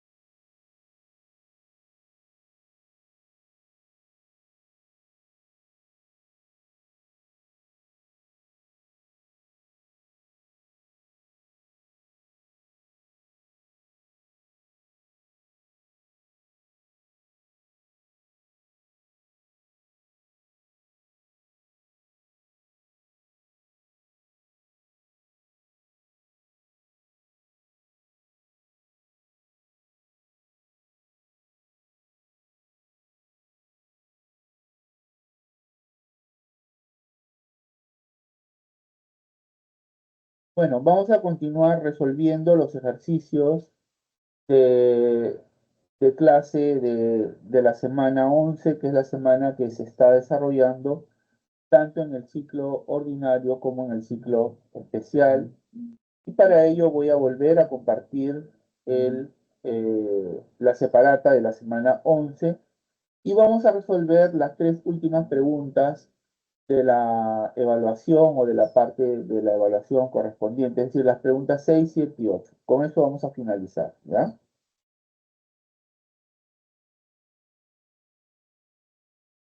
A ver, pregunta número 6. Un estudiante egresado de filosofía presentó una tesis para obtener su grado de magíster. A través de su investigación sostuvo que el hombre es básicamente un ser apasionado y emocional. Esta postura está en contra de las ideas de, bueno, la respuesta se encuentra en la alternativa C, Aristóteles y la idea del hombre como animal racional, ¿no? Bueno, hace un momento le explicaba al estudiante que ingresó para hacer sus consultas que para Aristóteles el hombre es un animal eh, que se diferencia básicamente por su razón, ¿no? O sea, el hombre se diferencia del resto de animales porque posee razón, ¿no? y la razón es contraria al mundo afectivo, sentimental, pasional, emocional, ¿no? Entonces, eh, para el estudiante egresado de filosofía que aparece en el enunciado de la pregunta, el hombre es básicamente un ser apasionado y emocional. Bueno, eso es contrario, ¿no?, a lo que Aristóteles piensa. Aristóteles considera que el hombre es básicamente racional, ¿no? No es un ser pasional y emocional en primer lugar, sino un ser racional, ¿no? Y eso lo podemos ver en la solución de la pregunta, ¿no? Dice, para Aristóteles, el hombre es básicamente un ser racional, cuenta de manera exclusiva con un alma inteligente que lo hace superior a los animales y vegetales, ¿no? Muy bien, pasamos a la pregunta número 7. Algunos ciudadanos que viven en comunidades alejadas de las capitales de sus países se encuentran eh, desamparados por los distintos gobiernos que han pasado. Repito, algunos ciudadanos que viven en comunidades alejadas de las capitales de sus países se encuentran desamparados por los distintos gobiernos que han pasado. Algunos no tienen agua, carretera, acceso a Internet, lo que provoca su falta de identificación con el Estado al cual pertenecen. De acuerdo con la filosofía de Taylor, se deduce que dichos ciudadanos carecen de identidad. La respuesta está en la alternativa D de dado, por la ausencia de reconocimiento, ¿no? Se deduce que dichos ciudadanos carecen de identidad por la ausencia de reconocimiento. De acuerdo con la filosofía de Taylor, la identidad surge como producto del reconocimiento. Por ello, si a determinadas personas no se les reconoce como tal, no desarrollarán una real identidad consigo mismas ni con el país al que pertenecen. Claro, vamos a ir a la parte correspondiente. Miren, uno de los temas importantes, ¿no?, de la escena política contemporánea es la del reconocimiento, ¿no? Es el tema de reconocimiento. Hoy, ¿no es cierto?, en medio de una sociedad globalizada, multicultural, el problema del reconocimiento se constituye en un problema crucial, clave, ¿no? Entonces, hoy en día, por ejemplo, es fácil advertir cómo las minorías culturales, sexuales, los grupos feministas, ¿no?, los grupos indígenas exigen reconocimiento y con ello reivindicación de su identidad, sus formas de vida, sus derechos y sus territorios, ¿no? Porque ¿qué es lo que ha ocurrido históricamente? Que ciertos grupos, ciertas culturas, ¿no?, ciertos países, entre comillas, más civilizados, ¿no?, entre comillas, del primer mundo, ¿no es cierto?, se arroguen el derecho de despojar de sus territorios, de sus recursos y también de su cultura, ¿no es cierto?, de sus creencias, a los grupos que ellos consideran inferiores, ¿no? A los grupos que ellos consideran inferiores, ¿no? Entonces, hoy en día, perdón un ratito.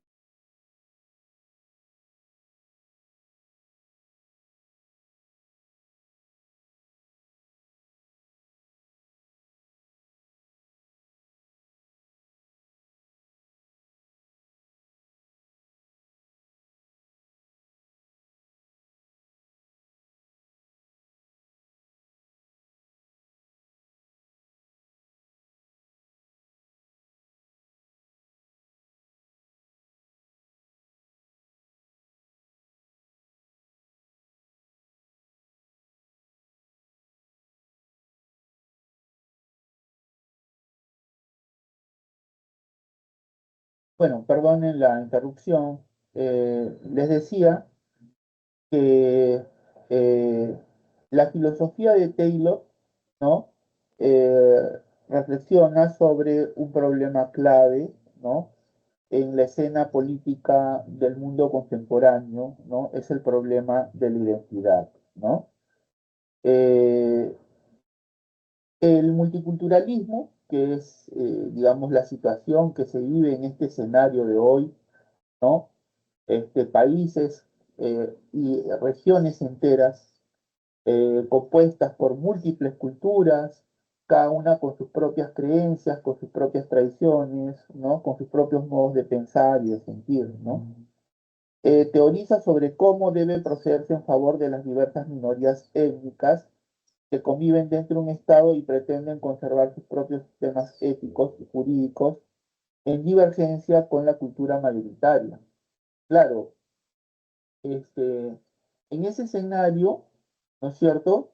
El tema de cómo hacer que las minorías, ¿no es cierto? Las minorías que existen en toda sociedad, ya sean minorías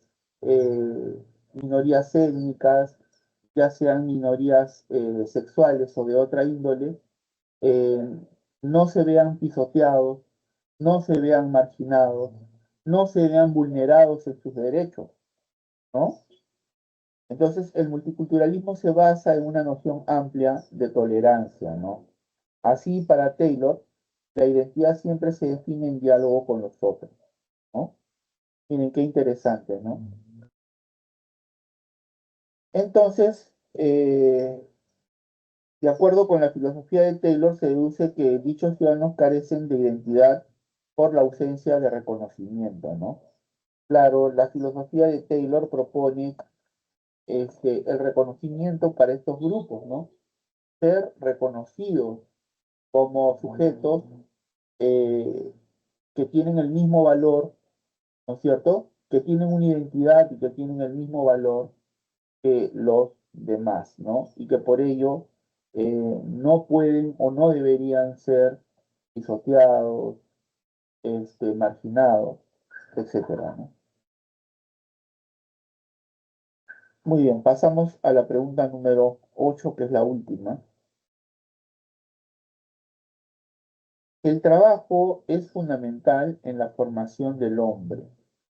Le permitió crear las herramientas para transformar la naturaleza y los medios para que pudiese dominarla, desde la recolección de frutos, la caza, la pesca y hasta la agricultura.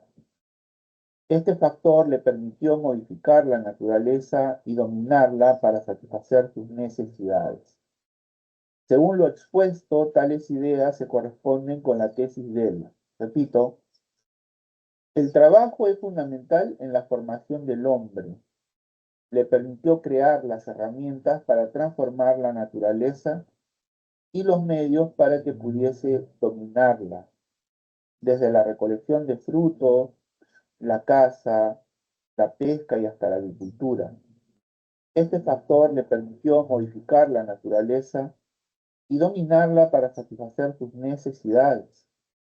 Según lo expuesto, tales ideas se corresponden con la tesis de él. La respuesta se encuentra en la alternativa E, naturalismo evolucionista de Engels, ¿no? Veamos la solución.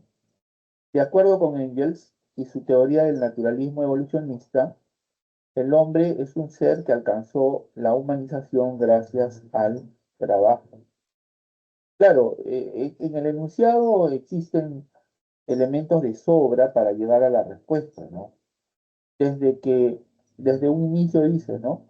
El trabajo es fundamental en la formación del hombre, se está aludiendo a una idea clave, a una idea fuerza en el pensamiento del filósofo Friedrich Engels, ¿no? Luego dice, le permitió crear las herramientas para transformar la naturaleza, etcétera, ¿no? Este factor le permitió modificar la naturaleza y dominarla para satisfacer sus necesidades. O sea, lo que quiere decir es que el trabajo es el medio que ha permitido la humanización del hombre, que es lo que finalmente piensa Engels, ¿no? Quien así lo expone en su obra, y los invito a leerla, es una obra pequeña por el número de páginas, pero muy importante y a la vez interesante por lo que se afirma, ¿no? En dicha obra. el papel del trabajo en el proceso de transformación del mono en hombre, ¿no? Entonces ahí Engels señala que el hombre es hombre gracias al trabajo. El hombre se ha humanizado gracias al trabajo, ¿no? Muy bien, entonces voy a repetir las claves, ¿no? A ver, la clave de la pregunta de la lectura complementaria es la B de barco. Y ahora voy a mencionar las claves de los ejercicios propuestos de la semana. 1, barco. 2, casa. 3, dado. 4, barco. 5, avión. 6, casa. 7, dado. Y 8, enano. Voy a volver a repetir. La clave de la pregunta de la lectura semanal es P de barco. Y las claves de los ejercicios propuestos de la semana son las siguientes. 1, barco. 2, casa. Profesor, ¿voy a explicar la 3? Sí, a ver. Hola, Melody, ¿cómo estás? Ya, no te preocupes, voy a... A ver, dice Pero antes me Mario... puede pasar las claves, por favor, de esa semana. Es que aún no las tengo. Sí, sí, a ver, a ver. A ver, la clave de la pregunta de la lectura es barco, ¿ya? Y las claves de los ejercicios de la semana son 1, barco. 2, casa. 3, dado. 4, barco. 5, avión. 6, casa. 7, dado. Y 8, enano. ¿Entendió, Melody? Sí, profesor. Muy bien. A ver, me decías la pregunta 3, ¿no es cierto? Sí. Mira, ahí dice lo siguiente. Dice, Mario le dice a su hijo que el hombre es dueño de sí. Actúa después de pensar. Es dueño de sus actos y no está gobernado por sus instintos. Su hijo le responde lo siguiente. Más, o sea, pero, ¿no? El hombre en situaciones peligrosas se deja llevar y dominar por los instintos. Finalmente, Mario manifiesta que normalmente el ser humano se gobierna con inteligencia y decide libremente su conducta. Las ideas de Mario se relacionan con la propuesta de Scheller de que el hombre, y la respuesta está en la alternativa D, tiene autonomía existencial. Mira, ¿quién es el filósofo que sostiene que el hombre tiene autonomía existencial? Ese es Max Scheler, ¿no? Max Scheler sostiene que el hombre es un ser espiritual. O sea, lo que diferencia al hombre de los demás seres es que tiene un espíritu. El espíritu lo convierte en una persona. Las manifestaciones de su espíritu son la razón, la conciencia, la autoconciencia, la libertad. Esas son las manifestaciones de su espíritu.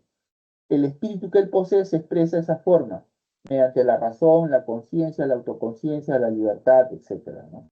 ¿Correcto? Eso dice Scheller, ¿no? Ahora, en el enunciado hay elementos de sobra para llegar a la respuesta, ¿no? Porque, por ejemplo, mira, dice, Mario le dice a su hijo que el hombre es dueño de sí, actúa después de pensar, es dueño de sus actos y no está gobernado por sus instintos. Mira, esta es una frase muy potente, ¿no? Muy importante para llegar al pensamiento de Scheller, porque Scheller dice que el hombre es el único animal que le puede decir no a sus instintos, con lo cual lo que quiere decir es que el hombre es libre, pues, ¿no? El animal, en cambio, no lo es porque está determinado por sus instintos, está preso por sus instintos, ya que sus instintos lo obligan a comer, lo obligan a matar, lo obligan a aparearse, ¿no? En cambio, el hombre le puede decir no a sus instintos, el hombre puede dejar de comer, el hombre puede renunciar a su vida sexual, puede renunciar a los placeres, ¿no? O sea, dejar de ir a una fiesta, dejar de beber, ¿no?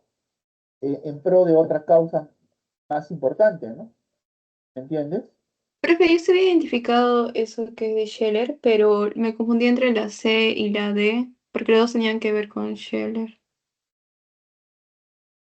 Perdón, no te he escuchado, discúlpame. Es que, o sea, sí había identificado, pero estaba entre la C y la D, porque los dos tenían que ver con Max Scheller. Ah, ya, por lo que dice, tiene autoconciencia, ¿no? Ujú, sí. Sí, pero aquí vuelvo a repetirte. La idea clave, creo yo, es esta, mira, no está gobernado por sus instintos. El hombre no está gobernado por sus instintos. Si te dice que el hombre no está gobernado por sus instintos, lo que te quiere decir que es que el hombre es libre. Y si te dice que el hombre es libre, es que tiene autonomía existencial. Autonomía es libertad. Libertad para hacer algo. ¿Se entiende? Ujú, sí, profesor. Y cuando dice en la teoría y se objetiva a sí mismo como autoconsciente, ¿a qué se refiere? En la pregunta dice eso, ¿no? No, eso es en la teoría. A ver, en la teoría, vamos a la teoría. A ver, léelo tú mismo, ¿qué dice? El hombre es un ser espiritual. Gracias al espíritu, el hombre es una persona y se distingue de los demás seres porque tiene autonomía existencial o libertad, puede objetivar o representar el mundo y tiene autoconciencia. Es que, Claro, bueno, el yo hombre, soy de virtual y ahí sí decía algo así de que el hombre objetiva el medio y se objetiva a sí mismo como autoconsciente. ¿cómo?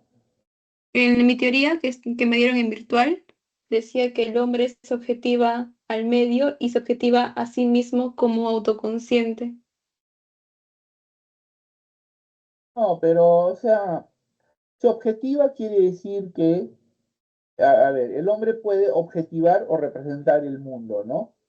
Por ejemplo, a ver, el hombre puede, este, eh, a ver, pintar un paisaje, ¿no es cierto? Representa un paisaje de muchas formas, ¿no? Puede hacerlo, este, de manera real o de manera abstracta, ¿no? Representa eso. Este, puede hacer una canción, puede componer un poema, puede construir una casa, ¿no? O sea, el hombre puede objetivar el mundo, puede objetivarse a sí mismo, sus ideas, puede hacerlas realidad, ¿no? Por ejemplo, para hacer realidad su deseo de volar, creó alas, aviones, avionetas, ¿no? Lo ha objetivado, ya lo ha creado, ¿no? Para surcar los mares y hacer realidad su deseo de navegar por el mar, ha creado barcos, submarinos, etcétera. A eso se llama capacidad de objetivar el mundo, de representar el mundo, ¿no? Eso quiere Sí, decir, profe, me queda más claro. Y también podría ayudarme con la 4, por favor. claro. A ver, dice Josefina, profesora de ciencias sociales, comenta a sus alumnos que el hombre es capaz de procrear y producir artefactos, pero él no puede crear como Dios lo hace, porque es un ser finito. Sin embargo, el ser humano tiene libertad para realizar acciones adecuadas e inadecuadas.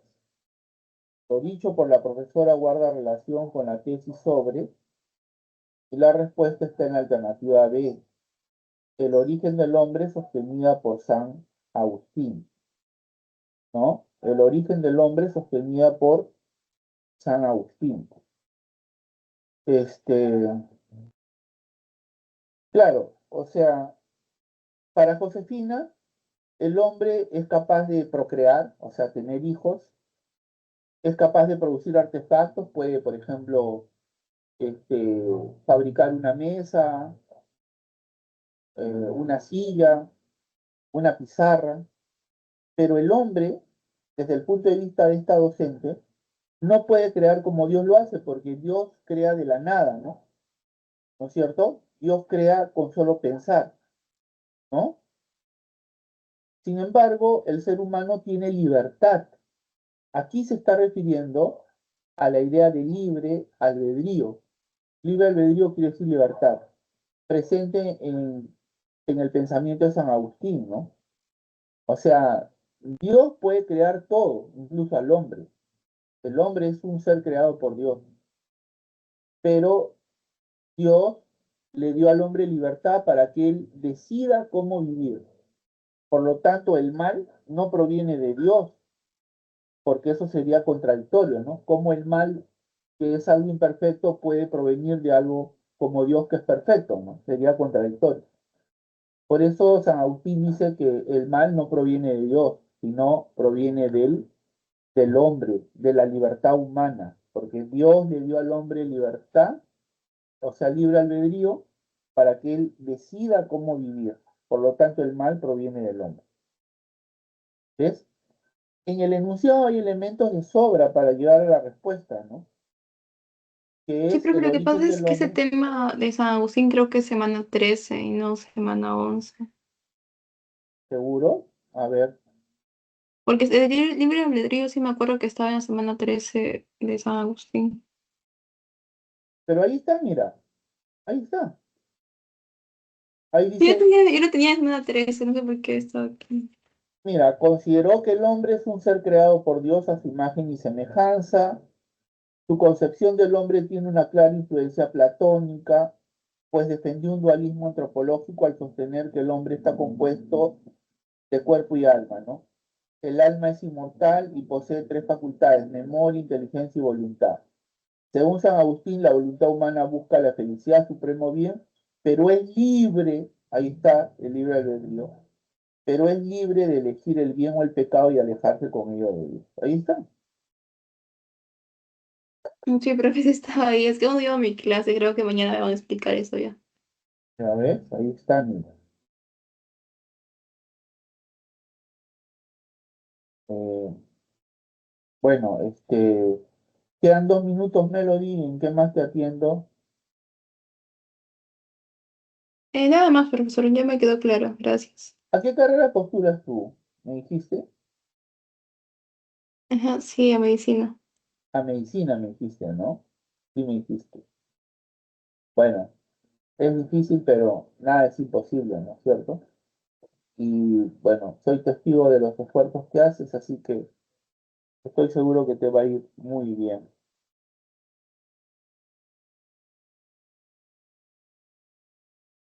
Gracias, profesor. Gracias a ti, Melody. Ya sabes que mi horario de atención es los martes de 3 a 5 y los días jueves de 5 a 7, como hoy, ¿ya? Así que cuando quieras, aquí me encuentras. No te apenes, trae las preguntas que quieras y yo te voy a ayudar siempre, ¿ya?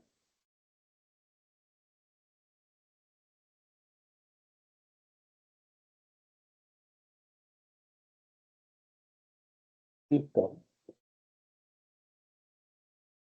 Bueno, estudiantes del Centro Preuniversitario de la Universidad Nacional Mayor de San Marcos, estamos llegando al fin de esta sesión de consultas académicas. Mi nombre es Wilber Almonte, soy profesor de filosofía. Les repito que estoy a cargo del servicio de consultas académicas en el turno de la tarde. Mi horario, como le dije a la alumna que estuvo presente hasta hace unos momentos, es los días martes de 3 a 5 y los días jueves, como hoy, de 5 de la tarde a 7 de la noche. Si ustedes ingresan, yo los voy a atender de manera cordial, de manera gustosa, así que quedan invitados. Bueno, eso es todo. Nos vemos el día martes de la próxima semana. Cuídense mucho. Un abrazo para todos.